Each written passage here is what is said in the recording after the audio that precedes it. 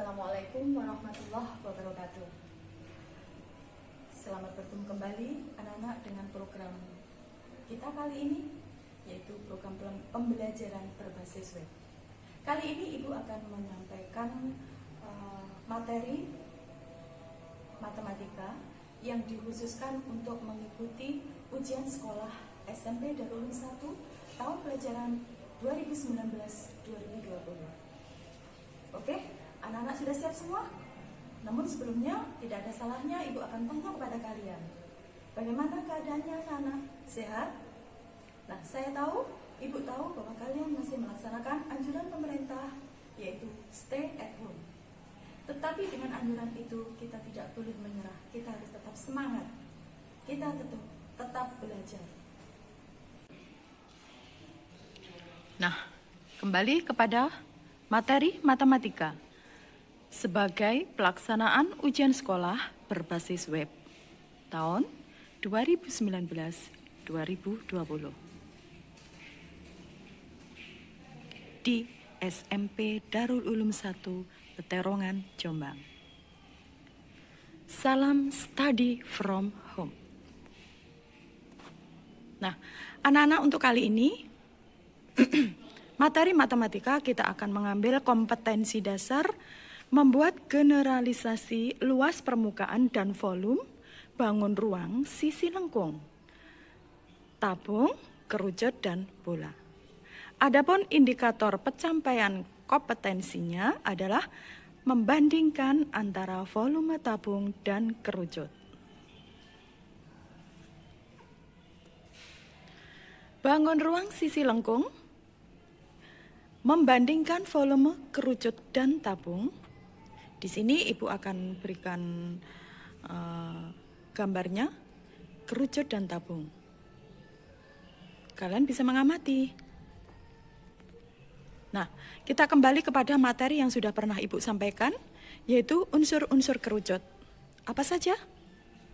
Nah, bidang alas, yaitu lingkaran. Ada diameter. Di situ kita tuliskan sebagai garis AD. Kemudian jari-jari BO, CO, AO, dan DO.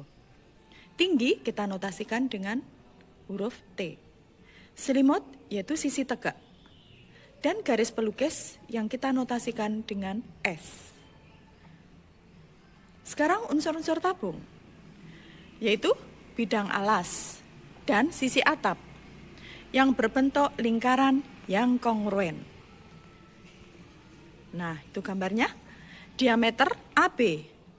Tentu saja diameter AB panjangnya sama dengan CD.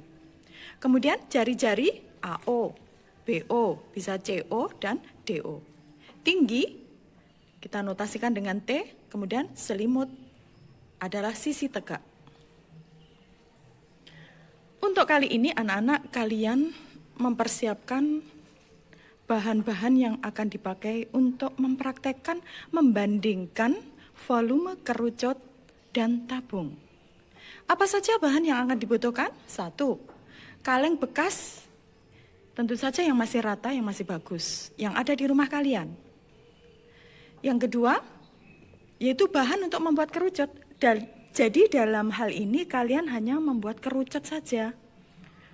Di mana kerucut nanti harus sama antara jari-jari, diameter, dan tingginya dengan tabung.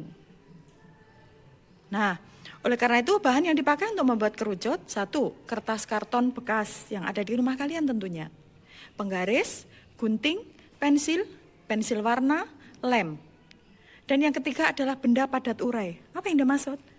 Contohnya gula pasir atau beras. Siap kan? Dan tentu saja semua ada di rumah, kalian tidak perlu untuk keluar rumah. Adapun cara mengerjakan adalah sebagai berikut. Kaleng yang sudah terpilih oleh kalian semua, itu kamu ukur tinggi, diameter, dan jari-jarinya, lalu diberi label di kaleng tersebut menggunakan spidol atau pensil warna. Lalu yang kedua adalah cara membuat kerucut.